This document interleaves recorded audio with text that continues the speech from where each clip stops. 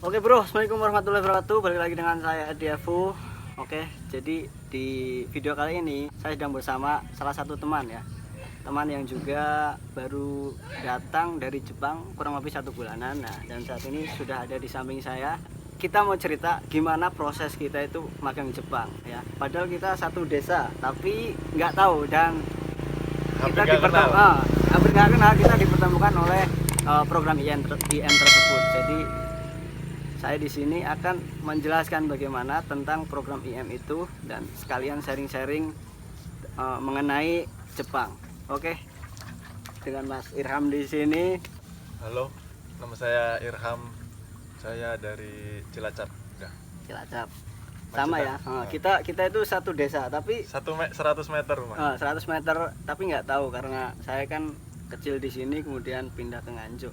Nah, habis itu langsung perantauan. Dan dia juga begitu, perantauan.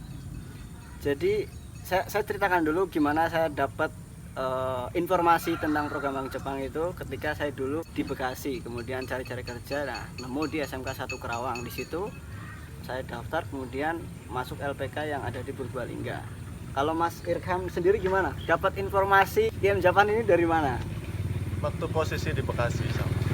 Terus langsung ke CVS waktu itu. Langsung ke CVS. Lewat gimana, LPK atau LPK ya? Atau privat? Ya, les privat. Les privat ya. Langsung ke guru IM Japan. Wih, luar biasa. Jadi kita benar-benar nggak tahu sebelumnya. Tahu-tahu juga pas sudah di Jepang, loh katanya sih ini ada di Jepang. Nah, terus kemudian saya kontak-kontak, nah, akhirnya ketemulah. Kita sering diskusi lah di Messenger waktu itu. Nah, sekarang gimana sebenarnya prosedur dan syarat untuk magang ke Jepang itu seperti apa? Yang pertama itu apa, Mas? Yang pertama umur ya, umur lah. Mengenai umur lah. Umur itu antara 18 sampai 25 ya. Sampai 25. 18 sampai 25, kemudian tinggi badan minimal 160 cm dan berat badan minimal 50 saat seleksi itu. Tidak bertato. Nah, tidak bertato, tidak berkacamata, tidak mata minus, tidak buta warna. Oke, jualan Jepang. Hah?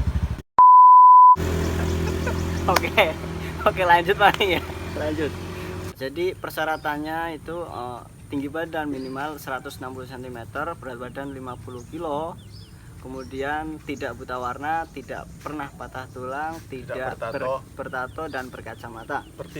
Bertindik juga. Jadi memang benar-benar main sehat lah ya. Kemudian setelah syarat-syarat itu terpenuhi, kalian itu bisa lihat web ya.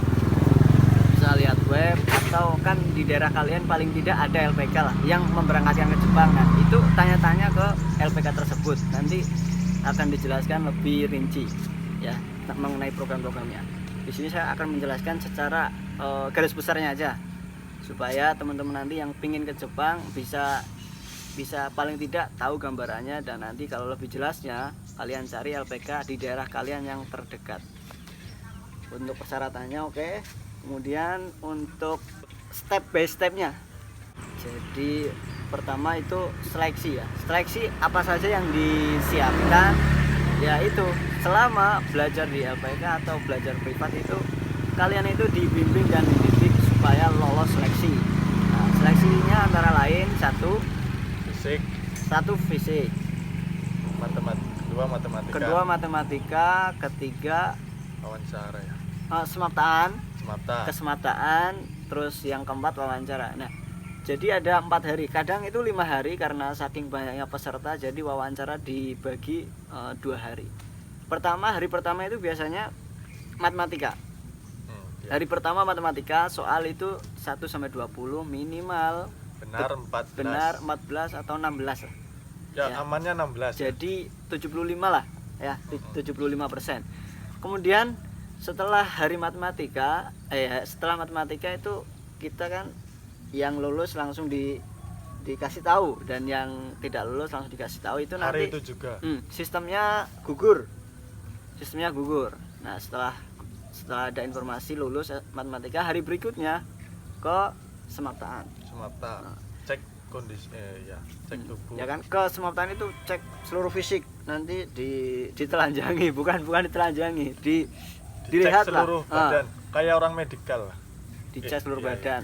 Tujuannya dilihat nanti tangannya ada yang bengkong apa tidak, tindikan apa kakinya tidak, O atau tidak. kakinya O apa tidak, terus ada cacat kelainan fisik apa, daging tumbuh dan sebagainya. Intinya dicek seluruh tubuh itu. Kemudian setelah itu lulus, hari ketiganya baru fisik. Ya, nah fisik ini Hari fisik, yang ya. termasuk yang paling berat ya Mas ya. Dia setelah matematika yang paling berat. Setelah matematika yang paling berat itu fisik. Jadi untuk fisiknya Lari 3 kilo kan. 3 kilometer 3 kilometer selama 15 menit. waktunya 15 menit. Ya, maksimal 15 menit. Kalau mau 10 ya 10 boleh. Jadi lebih dari itu peserta dinyatakan gagal. Kemudian setelah lari push up ya. push up. Push up 35 ya. Push up itu 35. Wajib itu. Dan continue, nggak boleh berhenti. No, nanti tim IM Japan akan ya yang menghitungnya itu tim IM Japan. Ya, hitungannya push up sempurna. Kemudian setelah push up, Sit up. sit up. Sit up itu yang begini ya. Itu 25 kali. Sekarang 25. Masih 25 kali. Oke. Nah, setelah itu lulus, hari berikutnya baru masuk wawancara. Nah, wawancara ini apa yang diwawancarakan itu tidak dengan bahasa Jepang ya, masih bahasa Indonesia karena wawancaranya itu dengan tim IM Japan dan orang kementerian. Adapun orang Jepang itu yang bisa bahasa Indonesia. Jadi Dan nggak usah untuk khawatir. bahasa Jepang masih belum diperlukan lah. Iya. Ya perlu sih, cuman belum digunakan. Nah, ibaratnya itu seleksi awal itu bahasa Jepang itu nanti aja nanti aja dulu, fokuskan untuk seleksi dulu supaya lolos. Itu wawancaranya universal lah, intinya Alangkah tentang baiknya program itu. bagi peserta yang mau wawancara itu sudah memiliki minimal sudah pernah bekerja di perusahaan atau lembaga kursus ya. Iya, lembaga kursus. Itu minimal biar kemungkinan besar lolosnya itu persentasenya tinggi. Iya. Jadi kenapa kok harus belajar dulu ataupun kita masuk LPK dulu, itu tujuannya sebenarnya persiapan. Ya, persiapan supaya lolos gitu aja sih sebenarnya. Dan itulah peran privat, peran LPK itu. Peran Jadi guru-guru di LPK. ya, peran guru-guru. Oke, jadi untuk kan lulusan Mas. Nah, untuk lulusan SMK itu jurusan teknik ya. Kemudian untuk yang lulusan teknik minimal 18. Kemudian yang SMA itu IPA. baik IPA maupun IPS itu bisa asalkan ada peklereng atau pernah ikut bekerja kursus atau di bekerja. Pernah ikut kursus atau bekerja di perusahaan lah ya, atau BLK. Kalau yang kursus itu minimal 2 bulan atau 160 jam. Jadi kalau umur itu 6 bulan. Jadi untuk yang SMA itu lebih tua dikit daripada yang SMK. Kalau yang SMK 18, kalau yang SMA 19 6 bulan. Jadi itu mengenai persyaratan dan step. Kita masih di proses seleksi ya. Proses seleksi. Nah, setelah 5 hari itu selesai, kita nunggu lagi pengumuman. Lulus wawancara itu nunggu lagi pengumuman, dan pengumumannya itu ada di website. Ya. Harus rajin-rajin buka website, namanya Kemenaker. www.pemegangan.com. Itu dulu, sekarang udah ganti. Oh ya, sorry. Sekarang udah ganti. Jadi kemenaker.co.id. www.kemenaker.co.id. Ya, nanti ada di deskripsi lah. Kemudian setelah lulus seleksi, ada pengumuman lulus seleksi, kemudian nanti akan ada medical check up di daerah yang ditunjuk oleh IM Japan. Nanti ada pengumumannya di website itu lagi. Kemudian setelah medical dinyatakan fit, itu baru tes bahasa Jepang. Nah, Jadi di sini setelah medical baru tes bahasa Jepang. Jadi jarak waktu ya antara seleksi sampai tes bahasa Jepang itu masih banyak waktu. 3 bulan atau bahkan 4 bulan, bahkan bisa lebih. Nah, itu kesempatan teman-teman untuk belajar bahasa, untuk persiapan tes bahasa dari awal ya. Dari awal lah. Dari 0 sampai nanti lah. Dari 0 biasanya sudah di ya, Kang diri Kak. Jadi ada senggang waktu 3 sampai 4 bulan bahkan lebih untuk belajar bahasa. Nah, di sini teman-teman belajar fokus. bahasa di ya LPK masing-masing tempat kalian. Ya. Jadi di LPK atau lembaga privat lah. Jadi untuk tes bahasa itu bab 1 sampai bab 12. Nanti pasti sudah diajarkan lah apa yang di LPK itu, jelas untuk kebutuhan peserta soalnya. Kemudian setelah dinyatakan lulus tes bahasa Jepang itu baru lulusnya pun lewat website juga. Ya infonya Lewat website, lewat internet. Ya harus sering-sering buka internet. Terus di situ pun ada nilainya berapa itu ada di situ. Kalau tidak tidak sesuai lah berarti gagal. Jadi sampai tahapan ini, kalau yang seleksi awal itu sistemnya gugur ya. Jadi kalau gagal ya langsung gugur. Nah, tapi kalau tes bahasa ini ada kesempatan 3 kali. Ya, ada kesempatan 3 kali untuk mengulang tes bahasa. Jadi misalkan gagal, nah teman-teman bisa belajar lagi di LPK supaya lolos tes bahasa Jepang pertama itu. Sampai 3 kali. Kemudian habis lulus itu baru kita ke tahap 1. Tahap 1 itu di daerah tempat rekrut. Atau kadang kalau kuota misalkan berlebih itu bisa diikutkan di pelatihan daerah lain. Diikutkan di pelatihan daerah lain itu. Terus pelatihan di daerah itu selama 2 bulan 10 hari. 10 hari. Ya.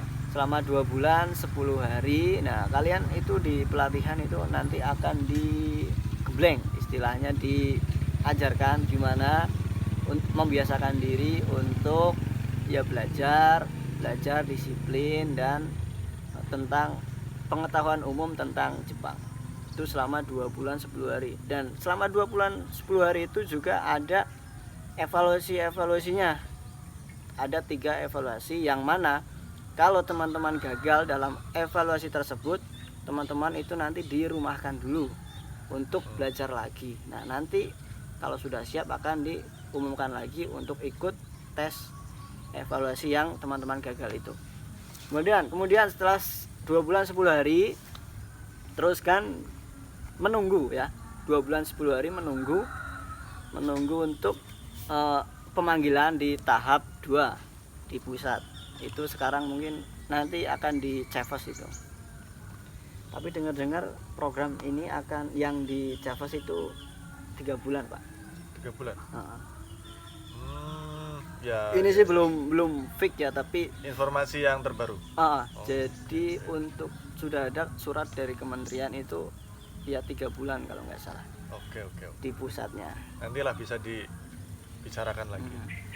Jadi kesimpulannya dari pelatihan itu ya, teman-teman full belajar itu satu kan di daerah 2 bulan 10 hari dan di pusat 3 bulan. Jadi antara 5 bulan itu belajar full ya.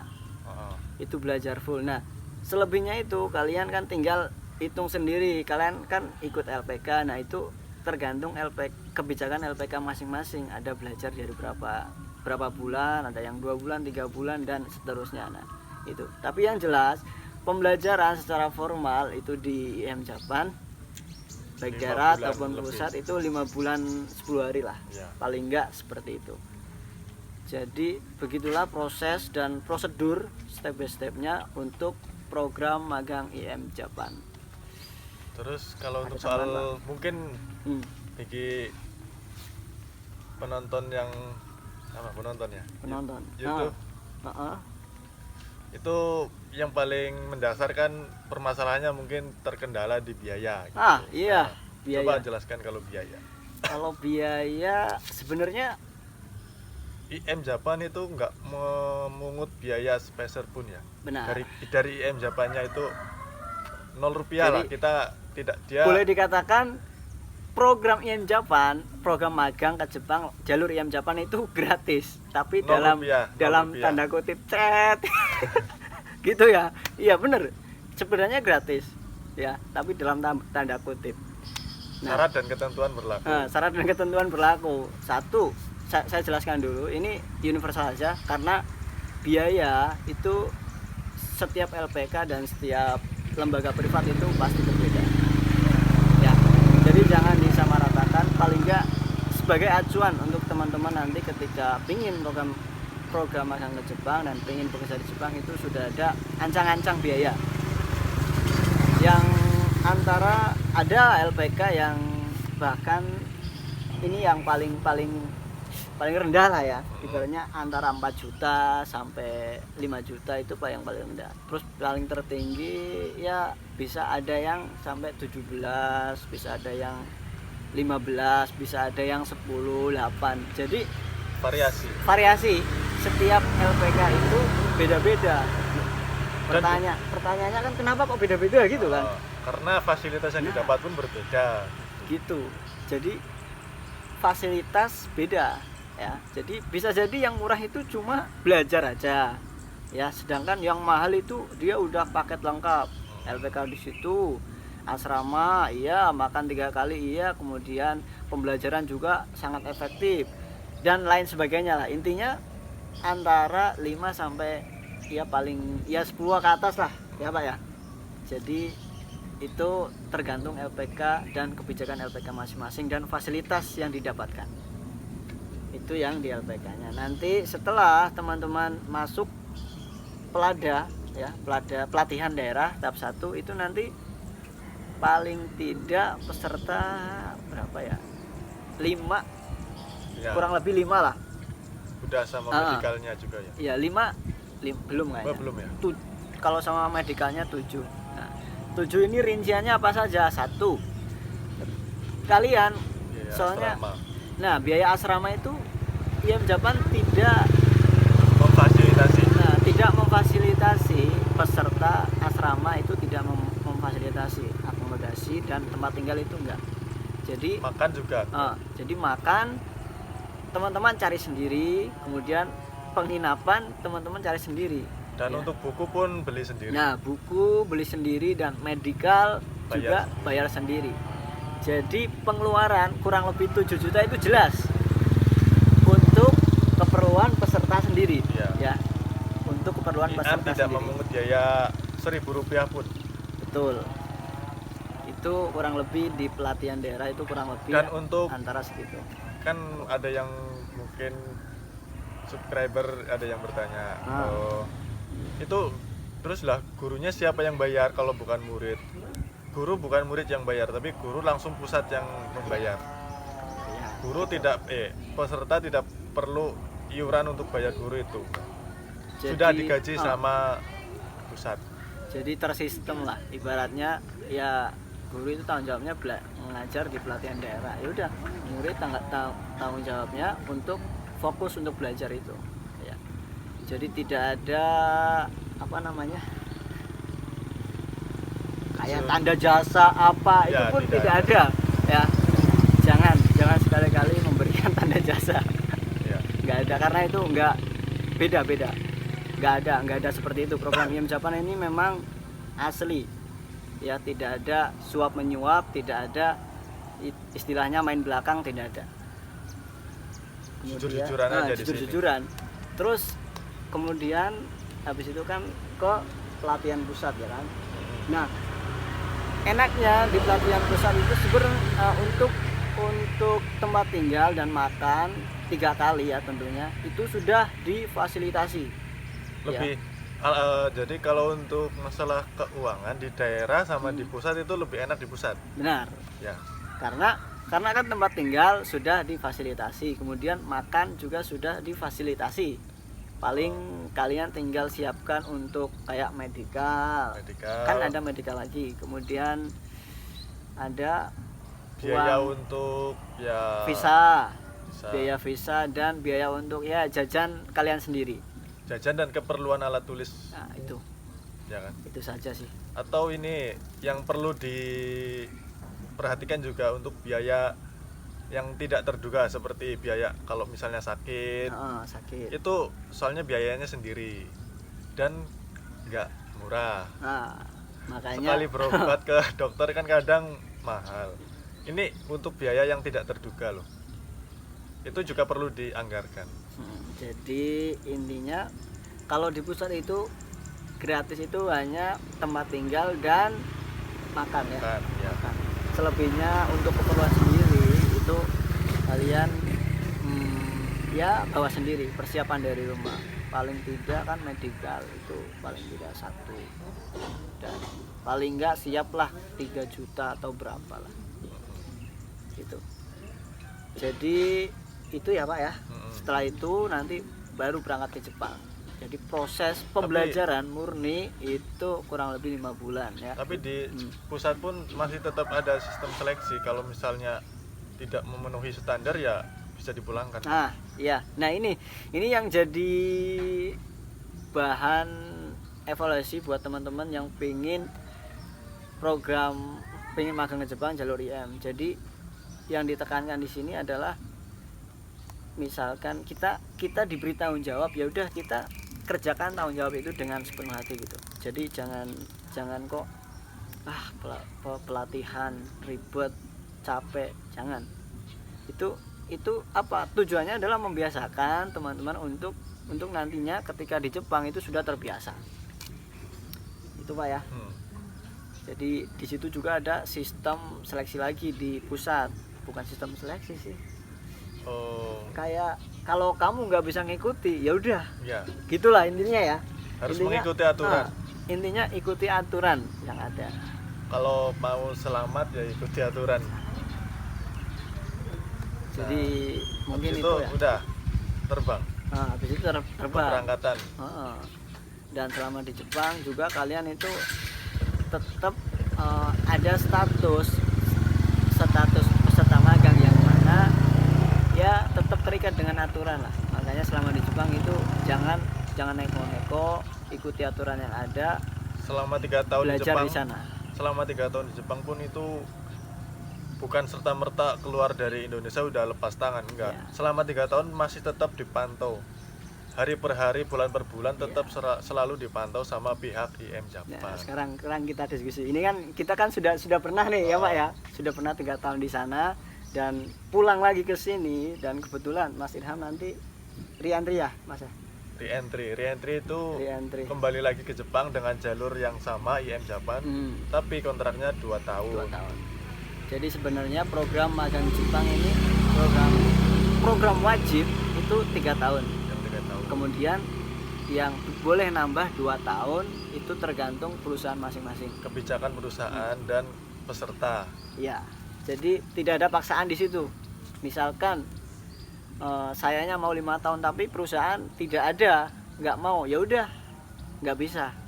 Terus kalau perusahaan maunya saya itu 5 tahun tapi saya menolak untuk 5 tahun karena ada alasan tertentu lah, pengen pulang apa gimana. Nah itu juga boleh.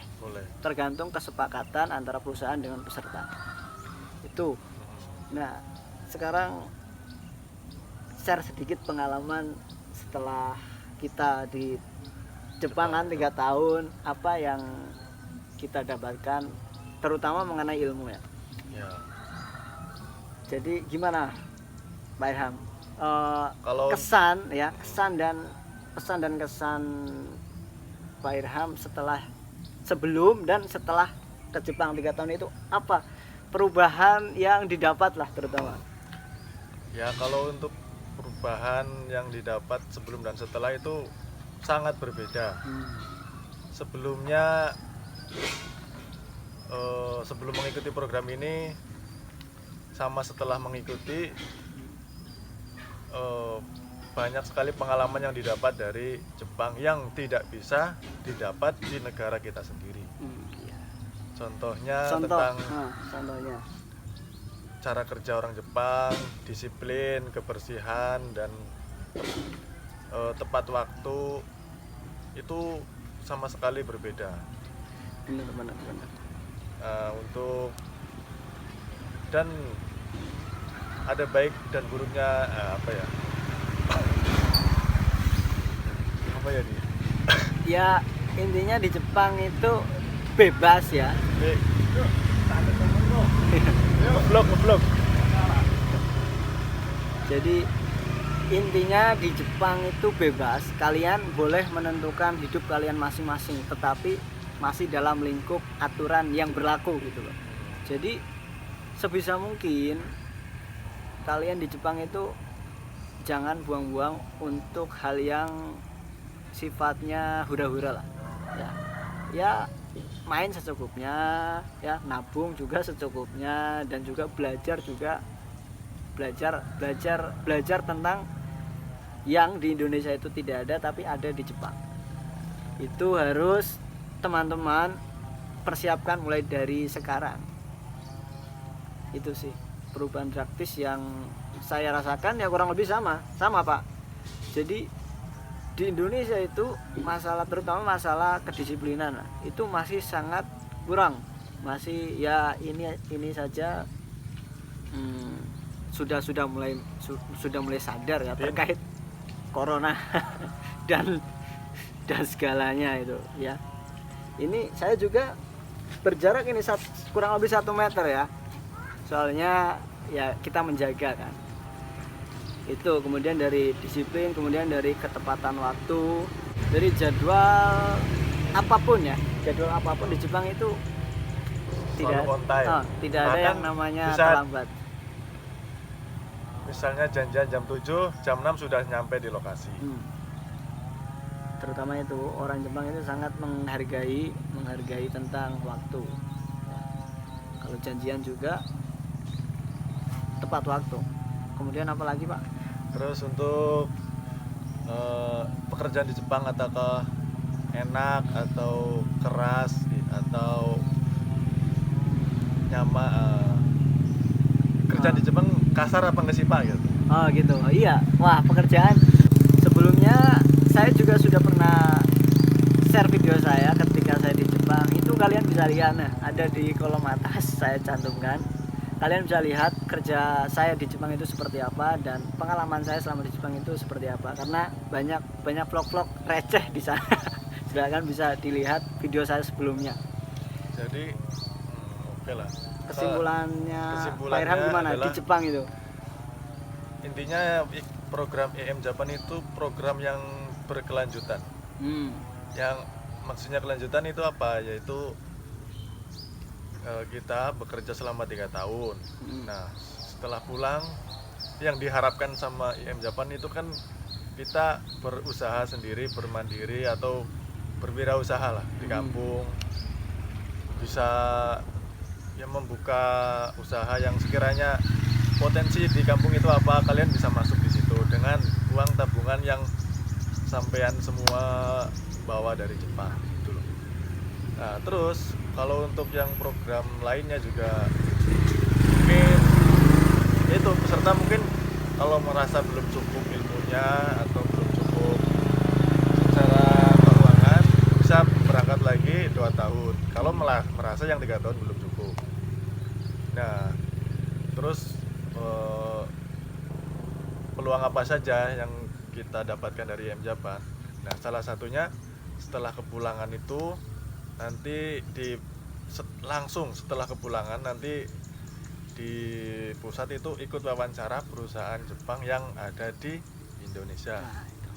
Misalnya Jakarta atau Karawang, Cikarang, kota-kota industri lah ya. Kota-kota industri. Jadi jangan khawatir. Untuk jenjang karir itu boleh dikatakan kita ya peserta magang Jepang itu luas gitu loh. Luas dan berkelanjutan, bakalan ada terus. Jadi salah satunya itu kalau mau yang berwirausaha ya monggo, kalau mau yang masuk perusahaan Jepang juga nanti ada disediakan. Ya.